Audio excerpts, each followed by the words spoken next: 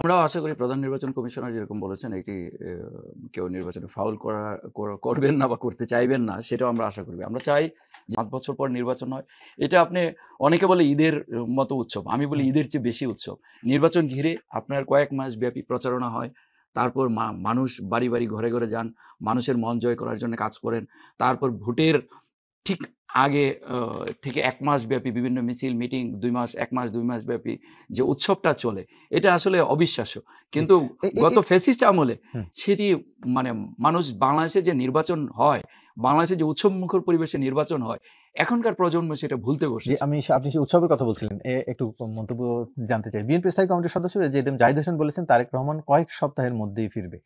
তার মানে কি সেই উৎসবে শামিল হওয়ার জন্য ফিরছেন, এর আগে ফিরবেন না? দেখেন, তারেক রহমান এদেশে বাংলাদেশের গণতান্ত্রিক আন্দোলনের নেতৃত্ব দিয়েছেন। একটি রুমে, একটি চেয়ারে, একটি ইতে বসে ঘন্টার পর ঘন্টা, ১৬ ঘন্টা, ১৮ ঘন্টা কাজ করে এই বাংলাদেশের চলমান ১৭ বছর যাবৎ চলমান গণতান্ত্রিক আন্দোলনের বাংলাদেশের সবচেয়ে বড় রাজনৈতিক দলের নেতৃত্ব দিয়েছেন এবং গণতান্ত্রিক যত রাজনৈতিক দল, মত, পথের যারা একটি প্ল্যাটফর্মে নিয়ে এসেছেন। তারেক রহমান উৎসব না, তারেক রহমানের কাছে এটা রাজনৈতিক দল যারা ফ্যাসিস্ট বিরোধী আন্দোলন করেছে, সবগুলি রাজনৈতিক দলকে একটি প্ল্যাটফর্মে এসে ফ্যাসিস্ট বিরোধী আন্দোলনে একটি সফলতার দ্বারপ্রান্তে নিয়ে গিয়েছেন। সুতরাং তারেক রহমান ওনার স্বদেশে ফিরবেন, এটাই তো স্বাভাবিক এবং খুব দ্রুতই উনি দেশে ফিরবেন, কয়েক সপ্তাহের মধ্যে ফিরবেন।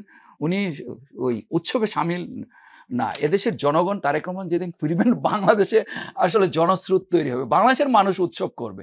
তারেক রহমান উৎসব করতে ফিরবেন না, তার অবশ্যই তারেক রহমান ফিরবেন, এটা একটা উৎসব মুখর পরিবেশ হবে। বাংলাদেশের মানুষ মুখিয়ে আছে কবে তারেক রহমান ফিরবে। আপনি দেখবেন ঢাকা কেন, বাংলাদেশে সারা বাংলাদেশের মানুষ সেদিন আনন্দে রাস্তায় নেমে আসবে। এটাই মানে শহীদ রাষ্ট্রপতি জিয়াউর রহমানের যোগ্য উত্তরসূরি তারেক রহমান। তারেক রহমান বাংলাদেশে আসবে, একটি গণতান্ত্রিক বাংলাদেশ বিনির্মাণের জন্য নেতৃত্ব দিবে, সাম্য, মানবিক, ইনসাফ ভিত্তিক একটি বাংলাদেশ বিনির্মাণের নেতৃত্ব দিবে, যে বাংলাদেশে আর কেউ আমাদেরকে গুম করতে পারবে না, কেউ খুন করতে পারবে না, আর কেউ এদেশের বাংলাদেশের মানুষের গণতন্ত্র নিয়ে ছিনিমিনি খেলতে পারবে না। বাংলাদেশ, আমাদের নেতা তারেক রহমান বলেছেন কয়েক সপ্তাহ সবার আগে বাংলাদেশ, অর্থাৎ তফসিল ডিসেম্বরে হবে আমরা যতটুকু জানি। মানে এর আগেই উনি ফিরছেন নাকি তফসিলের পরে ফিরবেন, কোনটি বার্তা আসলে? দেখেন, সুনির্দিষ্টভাবে এই জিনিসটি একমাত্র আমাদের নেতা তারেক রহমানই বলতে পারবেন। তবে আমি এতটুকু আপনাকে বলতে পারি, উনি শিগগিরই ফিরবেন, দ্রুতই ফিরবেন।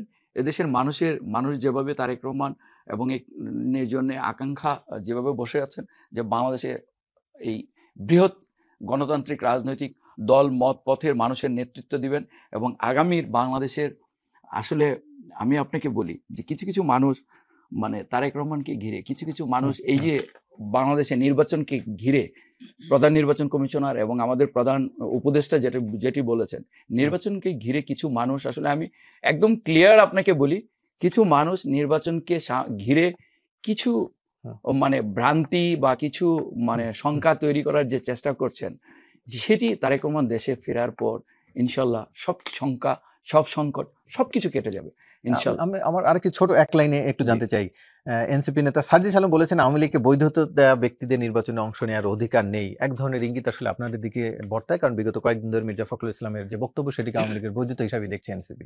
সরি, এনসিপি নেতা সার্জিস আলম বলেছেন আওয়ামী লীগকে বৈধতা দেওয়া ব্যক্তিদের নির্বাচনে অংশ নেওয়ার অধিকার নেই।